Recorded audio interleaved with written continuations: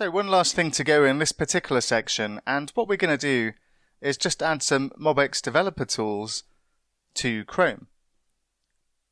And I'll just open up a new tab and I'll just type in MobX developer tools into Google.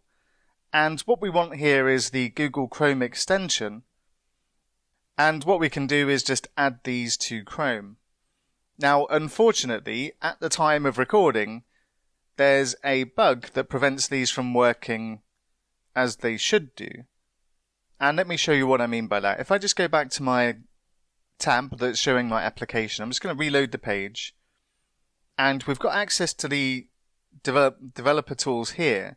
And we can also see them inside when we inspect our components. And if I click on MobX, then one of the problems is we only see the Changes tab. We don't actually see what we should see here, which is a Components tab and a Performance tab as well. And if I click on the Developer Tools and just go to the Overview, what we should see here is Components, Changes and Performance. But unfortunately we don't. Now there is an issue raised in the GitHub page for these particular tools. And it was raised as an issue 7 days ago.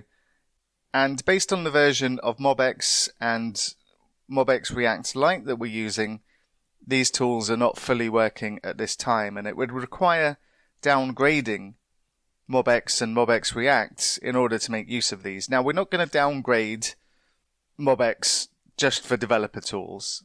And for now, we're just going to have to make do with what we've got here, which is just to see the changes. Now, if I click back on my application, I just refresh the page.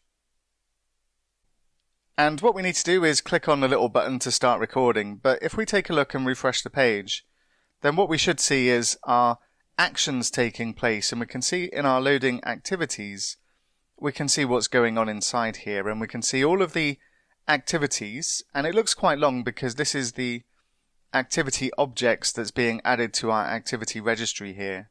And each object has a number of different properties. And then what we can also see is which components are observing our activity registry, and our app, our navbar, our activity dashboard, and our activity list are making use of this particular action. And if we go ahead and we view an action, we can see that we're selecting an activity. If I go ahead and delete an activity, we'll see the delete activity action going in there. And these tools are kind of useful. At least we can see what's going on with MobX when we do various things. And if you're coming from Redux and you've been using Redux, then this is going to feel a little bit disappointing because the Redux development tools are some of the best I've ever seen, and the tools we get with MobX for debugging are not quite as good, but still useful. And hopefully by the time you're watching this, the problem with the components part of this has been resolved, and that will allow you to inspect what's going on a per component level and which state is available to those components. But anyway, I just wanted to introduce the MobX development tools, such as they are at the moment. And when these get fixed, I'll re-record this lesson and give a more in-depth overview of what's going on here. But this does bring us to the end of this particular section, so I'm just going to open up the console again, just make sure there's no warnings and the console is clean and everything seems to be working as it should be. And indeed it is. And what we'll do now is we'll just go back and we'll save our changes into source control, and I'm just going to stage the changes and then just say end of section 7.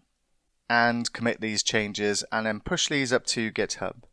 And we'll wrap up this particular section next with a summary.